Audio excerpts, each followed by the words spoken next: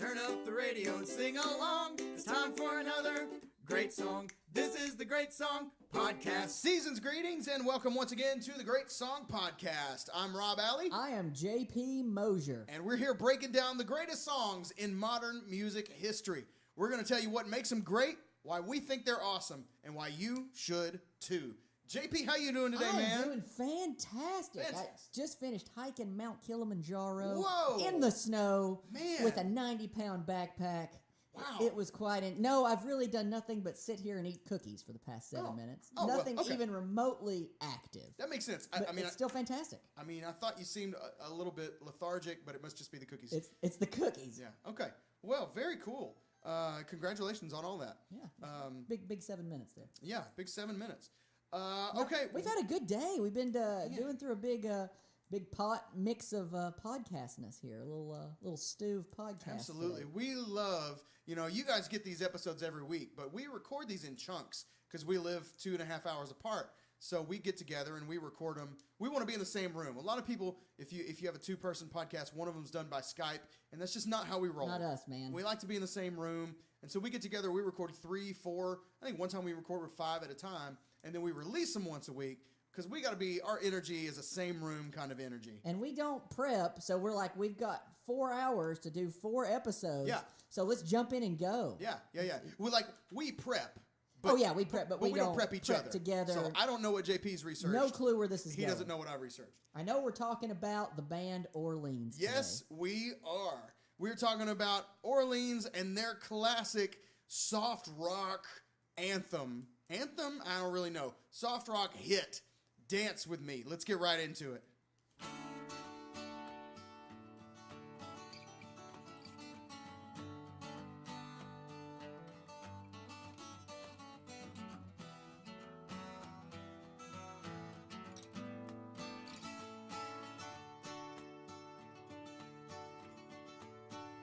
Dance with me.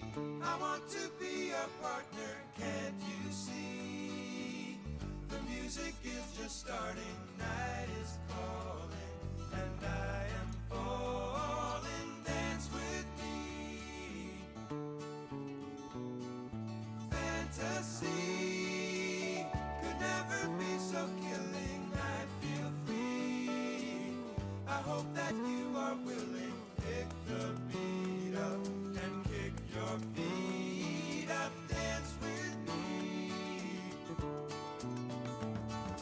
Let it lift you off the ground. Starry eyes and love is all around us. I can take you where you want to go.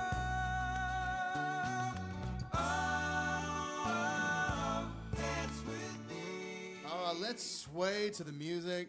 Just let your feathered hair blow in the wind. Oh, man. I just feel warm. I feel It's a happy. love song. I feel safe. I feel covered. I feel cherished. I just feel safe in the arms of Orleans. You know what I'm saying? I promise me and Rob didn't slow dance there. but man, it's good stuff. That is the soft rock classic ballad, Dance With Me, by the band Orleans, from 2 different albums. From Orleans 2, released in 1974, which apparently you just can't find. I searched all over for the original version because it's apparently fairly different from this version. And it is also, the version is from the album Let There Be Music, released in 1975, and released in 1975 as a single. It was the first top 40 hit for the band Orleans, reaching number 6 on the Billboard Hot 100. It was a legit hit. And the band's other biggest hit that you would probably know is a song called Still the One. Still the One. Play a little and of it. got a little shuffle going on. Let's play a little bit of Still the One. Sampling of that. Still the one I wanna talk to in bed. Still the one that turns my head. We're still having fun, and you're still the one. Oh, yeah. Good stuff. That's just good, solid, classic, soft rock. Songs about staying together, not breaking up. Right? Just good love songs. Come on, take a listen, Taylor Swift. Exactly. You know? All you Taylor Swift lovers on. out there, get you some Orleans. Make you smile a bit. Oh, man. Yeah, they're just happy. They love each other. They love their people. They love each other so much. So this was written by band member John Joseph Hall. That's right. The very same former U.S. representative for New York's 19th Congressional District that you're thinking of. That's right. Democrat. The same one. Good job. The very same John Joseph Hall. You might even know him. I don't know if you're listening in the Poughkeepsie area. You might know John Hall. Who knows?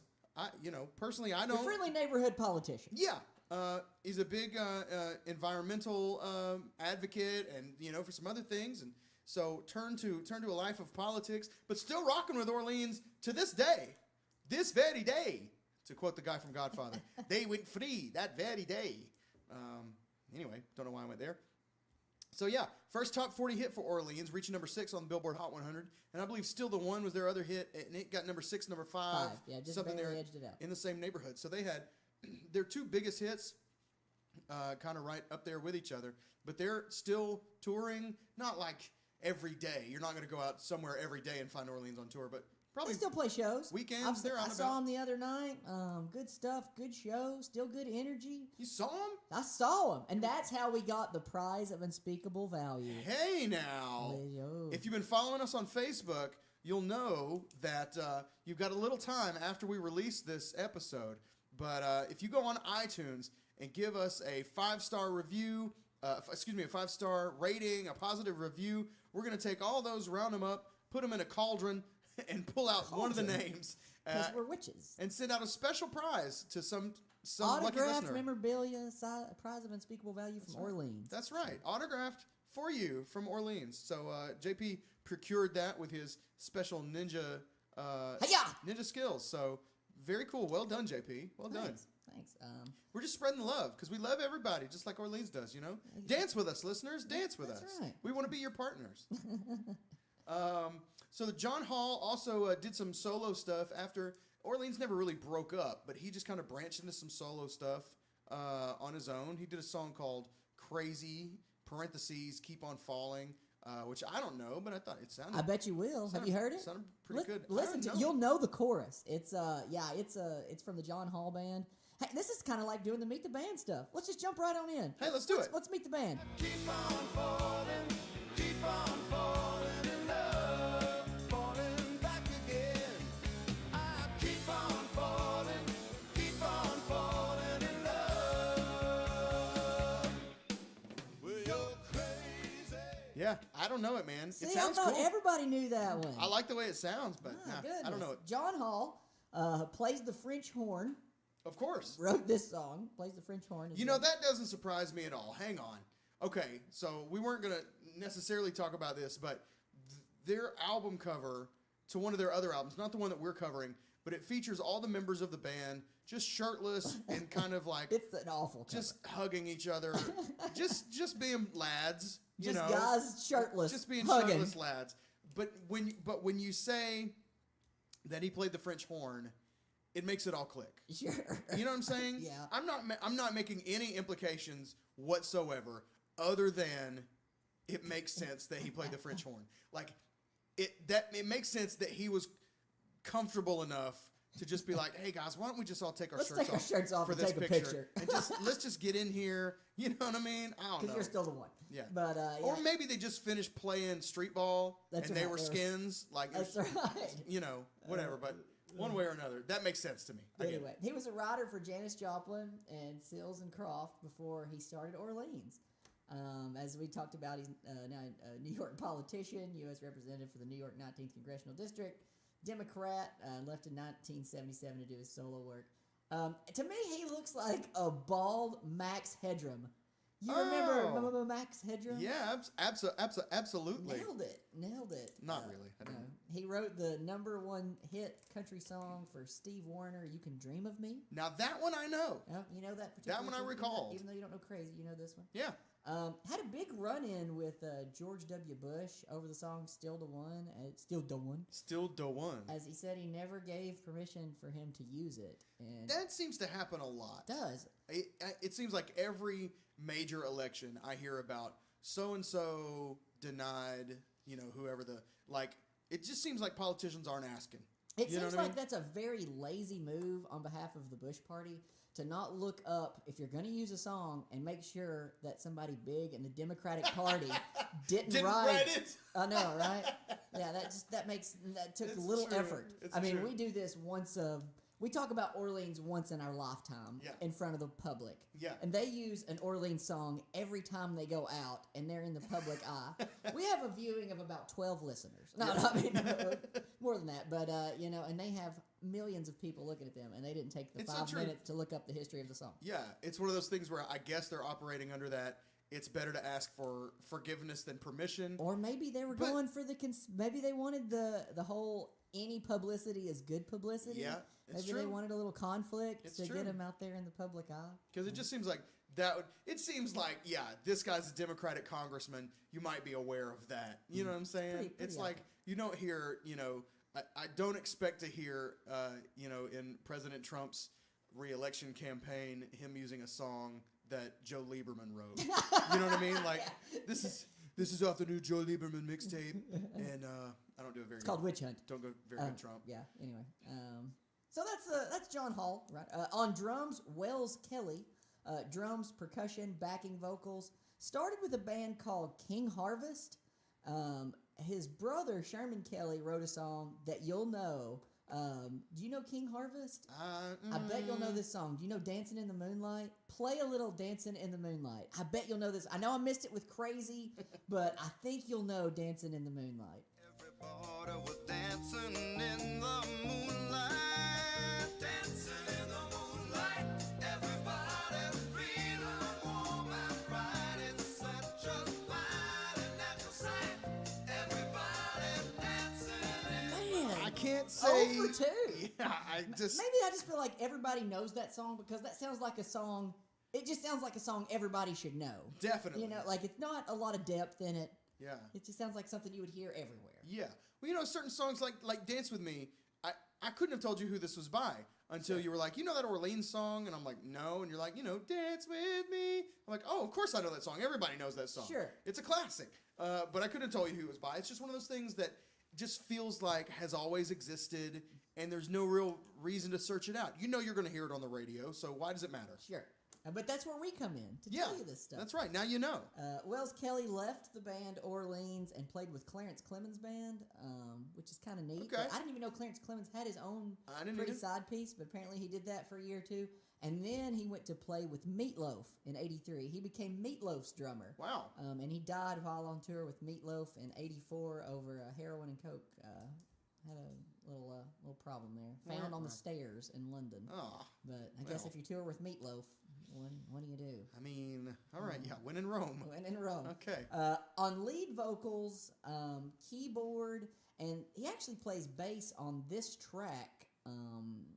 And he also plays trumpet, and he does the melodica solo. We'll talk about that later. I Larry bet. Hoppin, one of the Hoppin brothers. Nice melodica solo. We can definitely talk a lot about that. But he played bass in the band. Kind of some back history on the band. This is one of the brothers. The brother that plays bass, who I'll talk about next, is Lance Hoppin. I guess I can kind of group them together. He plays bass, but he actually plays guitar on this track live. Because they're just lads. They're brothers. So Larry and John Hall and Wells Kelly were a three-piece for a while. So the three of them, and they would swap instruments on stage during all their shows. So they all play every instrument and they move around, which I think is a really cool concept. I love it. Those of us that are multiple instrumentalists I'd love to do something like that. Yeah. I'm sure Rob would too. Hey, let's meet the man. But Wells, It's time to meet the drummer, man. really Hey, mama, wanted to let's play meet the keyboard, man. but he was the best drummer of Let's the four. all So he ended meet up being the the drummer. And you permanently have a set. Because once you go touring like that a lot on a big stage show, you can't change every song. It just doesn't flow. So the three of them were like, well, we need a bass player because we want to play our other instruments. So that's how they got Lance Hoppin into the band. So He just happened right in there. oh man, He was so just good. yeah. So now him and Lane Hoppin, who is one of the three brothers, now plays keys in place of Larry Hoppin, who actually committed suicide in 2012. And the two of them are my favorite members of this band, and they tie in to the third brother who's no longer with us because of this story. When I was dating my now wife, I made this video, or contacted a bunch of bands for our 1 year anniversary, and asked them if they would just send us a congratulatory video of our 1 year anniversary. And I got in touch with Orleans, and this is the video clip that they sent us for our 1 year anniversary. So I'm going to see if we can play just this little audio clip, and then I'll tell a neat story to follow that up, which actually ties into the podcast. So this is Orleans congratulating us on our 1 year dating anniversary. Okay, so we just want to say hi and happy first anniversary to JP and Kayla. Right, this is Grant. Is it first anniversary? That's what you told me. What the first year? I didn't get that from this. Maybe I'm wrong. But what do we know? Because it would be the first time. We hope you're singing and playing still on, 30, 40, 50 years from now. Just like us. Yeah. Exactly like us. Right. So happy anniversary from Orleans to... It's so sweet. So anyway, that's the three brothers from Orleans wishing us a happy 1 year anniversary. So follow-up story to that. Unless, Rob, you gonna say something? I'm just overwhelmed with how sweet this whole concept is that you did this, that you got this done, and the number of bands that you got to respond. There's quite a few. Take a second before you tell this story and tell just some of the people who responded to you. Lance Hoppin from Orleans is on there. BB Mac did a video for us. Those of y'all that don't know BB Mac from back in the day. Edward Sharp and the Magnetic Zeros. Striper, William Fitzsimmons. There's a bunch. I can't remember. And you didn't get video shout-outs from them, but you got responses. Oh, yeah, I did get responses from Coldplay and U2. So I got autographed, personalized memorabilia from Coldplay and U2. That's insane. Couldn't get video or audio with them. And this is just by asking. A lot of asking, persistent professional asking, and kind asking. So Wow. there's a lot of good folks out there that believed in my story. And they liked it. It was so neat to hear the different people that would talk about, you're doing what now? You're trying to pull what off? And you've got who? And yeah, I'll participate. Wow. So cool. That's anyway, I love it. I love you, babe. Cool. Okay, so tie it back into Orleans here. Okay, so tying it back into Orleans. So that video, I saw them a month or so ago, and I'm meeting them after the show, talking to them, and I'm like, hey, you guys won't remember me probably, but in 2011, you guys sent me a video for my 1 year dating anniversary with my then and now my wife. We were dating then, and I just wanted to say thank you. And Lance Hoppin, who's the bass player, was like, absolutely, I remember that. And he's like, that's one of the last times all three of us were together. I remember it because it was before a show. He told me where, I can't remember where. He's like, but I remember we all three got together and we're like, hey, we need to do this for this kid. Because he's put through so much effort to send us emails, and I still have the email chains from all of them. And I didn't know which one was which on the email chain, like which Hoppin was which Hoppin, because they're all like and then a number, something at Hotmail, all three of them. So not to give out their email addresses on the Whoops, podcast. sorry about that. Yeah. So I emailed them later. A couple years later, just to say thanks again. I was on our 5 year, and just letting you know we're still together. And Lance replied back, hey, you can remove this one from your email chain because he's looking at us from another place and looking down. So that was kind of powerful because I didn't know which one to remove just based off their email. But cool guys, great musicians, great songs. And for them to take the time to do that and to remember the story and the fact that I got to be part of one of the last times the three of them were together as a family, it speaks volumes. Yeah. So it's kind of an impactful story. And you and your wife are now tied in with Orleans. Yeah, as part of they have memories of you. They know me, they remember that weird? me. Yeah, whereas you guys, hey, I remember when I heard that song. Or I remember they're like, oh yeah, I remember when we did this video for this kid in Tennessee. Yeah. So yeah, that's kind of neat. But I also got to ask them a question. So we're gonna try to do as many celebrity interviews as we can when we get them. So I asked them a question. That's right. This is recently. You saw them again. Saw them again, and so here's my question for the podcast that I asked the two remaining brothers, Lane and Lance Hoppin, And the question I ask, you can hear a little bit of it, but and I'll ask the same thing to Rob afterwards. If you guys are on tour and you go into a gas station, what do you get? What's your candy or food of choice if you go in a gas station? And here's their responses. Candy bar at a gas station. What's your candy bar of choice? You go in there. Candy bar of choice. I'm more like an M&M's peanut. M&M? Okay, how about you? Hershey's dark chocolate. Hershey's dark chocolate. Okay, thanks. So there we go. We got M&M's peanut. Peanut M&Ms from Lance Hoppin, the bass player. Okay, all right. Bass player likes the peanuts. Keyboard player Lane Hoppin chooses Hershey's milk chocolate. Hershey's dark chocolate. Dark Yes, chocolate. Hershey's There dark you go, chocolate. little dark chocolate. Yeah. So that's their, for those of y'all that, what do you guys get when you go into a gas station out there in podcast land? Rob, what do you go into a gas station? We What's your talking choice? candy, like sweets? You go into a gas station, you can get chips, you can get gummy worms. What do you Okay. pick? All right. My go-to is probably going to be a Snickers. Okay. Love some Snickers. Alternately Reese's, some variation of a Reese's. Okay. Peanut butter cup, big cup, Nutrageous. Maybe probably not so much the fast break, but either Snickers or Reese's of some kind. Okay. I'm probably going to go Three Musketeers because when I was growing up, my mom would be like, you can have any candy bar you want. And that's the biggest candy bar. That's the most ounces. So I felt like I'm getting the most for my money. Gotcha. Yep. Do you have like a dark horse that's your like? Ooh. You know what I mean? You just kind of get in the mood. Like I'll get a 0 bar. Okay. If I'm just feeling a little whatever that day, I'll get a 0 bar. Oh man, I don't know. I'm kind of a creature of habit, so I get my one-offs. I mean, I don't know. I'll get anything Little Debbie related in there. True. Ooh, 25 cents. True. Shout out to Little Debbie. Big fan of the show. So yeah, thanks for the sponsorship. So that's pretty much the band. That's the Meet the Band of Orleans. Good guys. One other Lance Hoppin fact. Joined the band on Halloween night of '72 for a show. So that's There you go. There you go. Join in, and he did so that Larry could play keys that night. Aw. So there you go. They're just so Hoppin'. sweet. They just like to take their shirts off and be around each other. That's right. You know? That's right. So this is kind of funny because I kind of feel the same way about this song. The song was written by John Hall and his then wife, Johanna Hall. Johanna. You say Johanna, I say Johanna. Absolutely. And it's probably Johanna. Yeah. But according to her, he wrote the melody first, and then she suggested Dance With Me as the title after she first heard the melody. And he thought, nah, that's too simple. Like, Dance With Me, it's too, it's a pretty obvious choice. And then the couple were out driving one day when Johanna, struck by inspiration, blurted out the lyrics, pick the beat up and kick your feet up. That's coming at the end of the chorus. And John was won over to the idea of her writing the lyric for the title Dance With Me. So he thought, you know what, it's good. And I agree.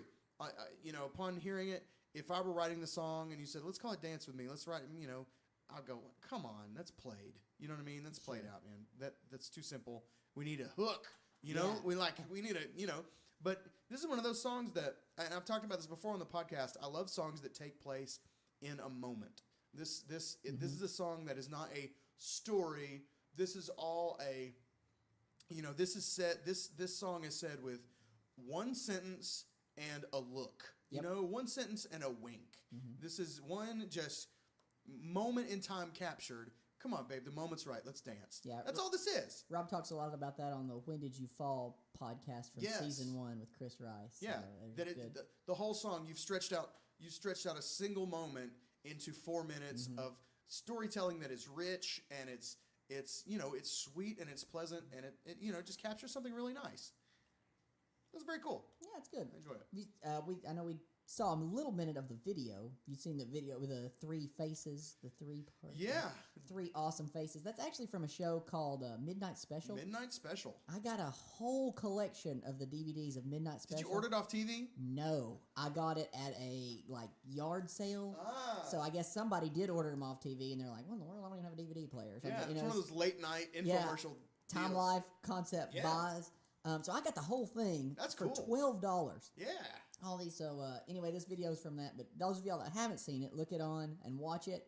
And I challenge you to go to minute 2:23. Maybe we'll look at that here in a minute because it's a Wow. live setting. The way Midnight Special works is it's them playing live, and they just And take- it's real live. It's It's real not live, like those yeah. older shows where it would appear live, Look but they would live. just be lip syncing, playing the Yeah, no, track. this is Guitar's live. not plugged in, you know. Yeah, this is live, and you can tell because minute 2:23, it looks to me like the drummer Wells burps.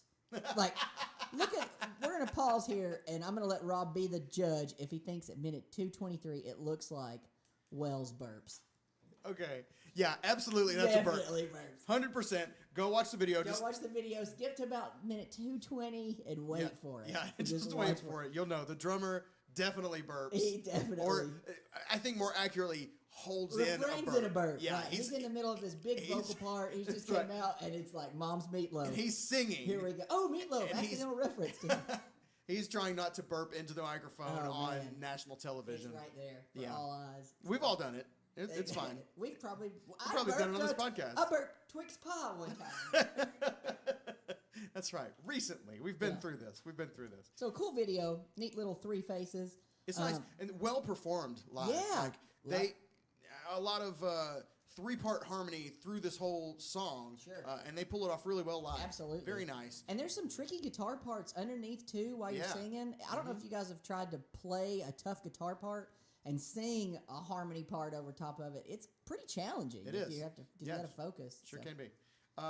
I wanted to talk a little bit about the concept of three-part harmony. We've never really talked about this before, Rock and roll. it's foundational for pop music and all kinds of music, choral music from way back in the wherever until now. Three-part harmony, four-part harmony is a very important cornerstone of a lot of that.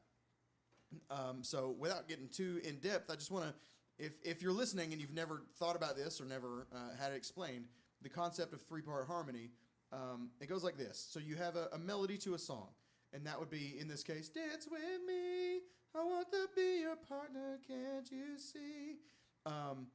Three-part harmony is when two other people join you, and they sing notes that are different from the melody, either higher or lower, but they fit into the same chord that's being played underneath the vocal parts. So in other words, this song is in the key of D, and his first I'll simplify here, but his first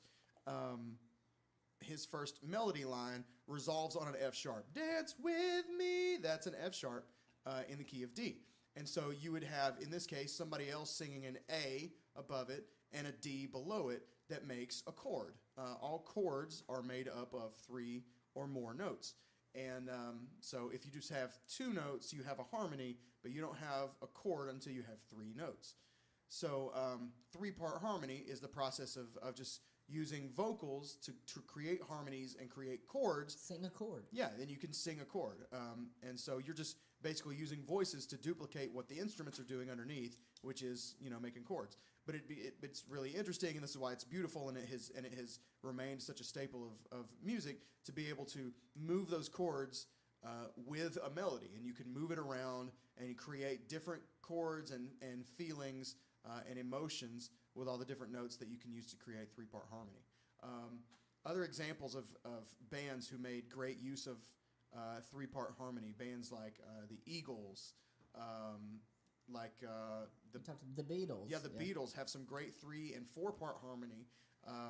I'm a big fan of a band called Exile. You remember Exile? Oh, yeah. I want to kiss you all over. And over again. They've got a great song. I don't know why. It's not really my favorite kind of song, but maybe my favorite Exile song, and is a great example of three-part harmony, is called One More Chance. I'm going to play you just a second of it to let you kind of hear what we're talking about.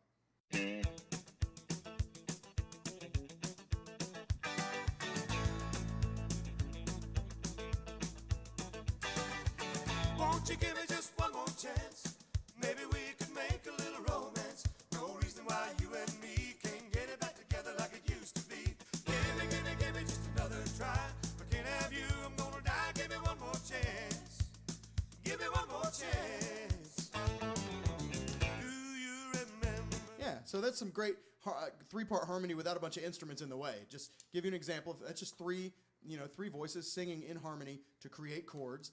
And as the melody moves, so moves the harmony, and it creates a whole other bunch of big set of chords in the process over. So like the band can be playing the same chord over, under all of that, and the melody as it moves and the harmonies move with it move in and out of a bunch of different chords over that one chord. It's very cool, kind of meta thing that happens. It's just wonderful. It's beautiful, and I just love it so much. Makes me want to take my shirt off and hang out with some dudes. A lot of that kind of country era, and that's really good music. Exile and Restless Heart, yes, Little Texas, and that kind of stuff there. That's a good genre that we need. Shenandoah. Touch more on a lot of that. Good stuff. call. So they do actually a day at CMA Fest where they just get all those older bands together and get together. It's good times. Good call on that, Rob. I like that. Covers, or you wanted to cover one more thing? Well, yeah, this is good covers of this. It was covered by the Brady Bunch. Yes, I couldn't find it. I saw that. Did you find it? I didn't want to find it. Okay. Yeah, I didn't want to know. On there. But it seemed about right. Yeah. You know what I mean? Kind of same level of general like happiness. Whatever. Sure. Like, but it was for I think it was for the pilot episode of like the Brady Bunch variety show or something like that. Brady Bunch Variety Hour or something like that. Also covered by Bobby McFerrin. Yes, have you heard it? I liked it. I did. It was very cool. Kind of Latin jazz feel. Yeah. I like that. It's one. very different. It doesn't sound like the same song. Does not sound like the same song. But Bobby McFerrin is the guy who did "Don't Worry, Be Happy." Yep. And he makes a lot of his music with his voice. Mm-hmm. So he'll do. Y'all know "Don't Worry, Be Happy." Play a little "Don't Worry, Be Happy." That's a good one. It's fun jam.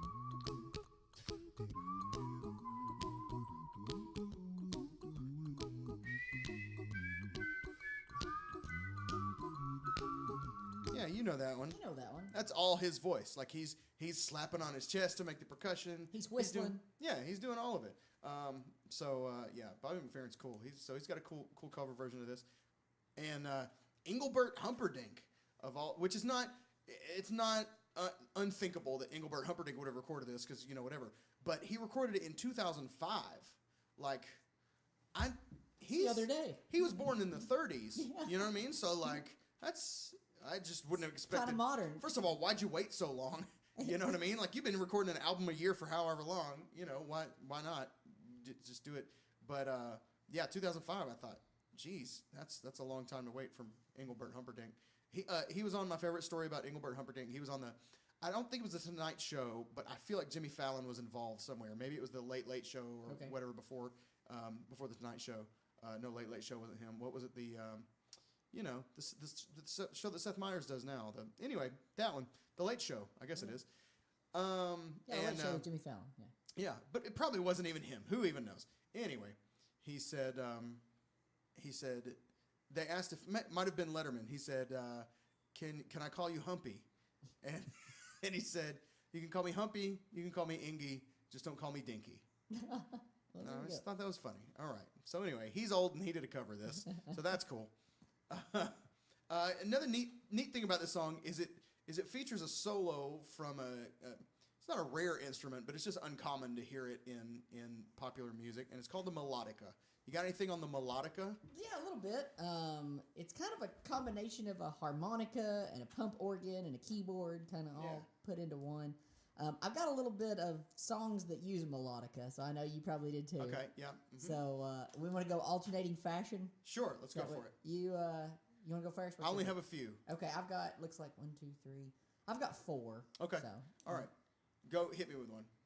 Boy in the Wall, REM. Oh no, don't have that one. Okay. Gorillaz, Clint Eastwood has a the Clint song I'm talking. Oh, Gorillaz the band. Gorillaz the band. I thought you meant Clint Eastwood made a song called Gorillaz. No. Yes, I'm sorry. The band Gorillaz, the song Clint Eastwood. The future is coming on, is coming on. Their first single has a melodica in the background. Okay. The Distance, Cake. Really? That instrument they play that does the hook underneath is a melodica. Ah, okay. Now this one, I think I know where it is. I just had to hear it, but Champagne Supernova. Yeah. Oasis. It's in the middle, right? No, it's in the beginning. Actually, it's towards the beginning. The underneath playing the chord part, and you can watch him play under. On the video, they show like an aerial shot because I put that in, and you can see him like crouched down. The other one playing. Okay. It's not interesting. The one on the guitar. Yeah, so it's in there. All right. How about Babylon Sisters by Steely Dan. Do you know that one? I don't know that song. I, like Steely Dan, I but- dig it. I like it. And there's a section in there that's got some a melodica thing. Although I think live they might just do it with a keyboard. Okay. But yeah, I've got one more. I've got one more too. You Go ahead. Blackstreet, Don't Leave Me. Really? The solo in there. Those of you that don't, they'll only know one Blackstreet song. Sure, that would which be No is Diggity. No Diggity. Yeah. But there's a melodica solo. It's like in a song called Don't Leave Me. It's a really long melodica solo. That's cool. It's melodica is a thing where if you can't play a harmonica like Stevie Wonder, but you can kind of play a piano. Yeah. You can play a Put 'em together, harmonica yeah. and get pretty close. Yep. You Yep. can play, that's I mean, good. you can play a melodica and get pretty close. That's good. Yeah, yeah. That's a good way to do it. Okay. What's your win? What's the? I've got one. Okay, when they're live in concert, Jars of Clay uses a melodica for a cover of the Jerry Rafferty song "Baker Street." No, he won't leave us. He's everywhere. Jerry Rafferty is everywhere. Rafferty. That's right. Jars of Clay covers Baker Street live, and Dan Hazeltine, the lead singer, uses the melodica instead of the original saxophone. He plays the chorus of Baker Street. Rob can't get away from on the Jerry melodica. Rafferty. I can't. He's everywhere. He's everywhere. I mess up one time, and all of a sudden Jerry Rafferty invades my whole Follows life. him everywhere. We're gonna get him on. He's gonna be our next celebrity interview. Oh, He's man. here. One cover that we skipped that I want to go back and hit. There's a couple more that I had, but I got to talk about the Steve Carell and Stephen Colbert version of this song. I have no idea what you're talking about. Oh yes, on the Stephen Colbert show, he asks Steve Carell to sing a song with him, and this is the one they pick. No kidding. Play it, look it up. That's amazing. It's not that I wouldn't say it's that great, but apparently Steve Carell is known for being asked to sing a lot of places when he goes with his friends, and this is the one that Stephen Colbert picked with him. So check it out. But people still don't know that you're a great singer. Well, that's not really true, but thank you. That you're a great singer, or Yes. that people don't know? That I'm a great singer, but that's nice of you. Here's a classic, right? Dance with me.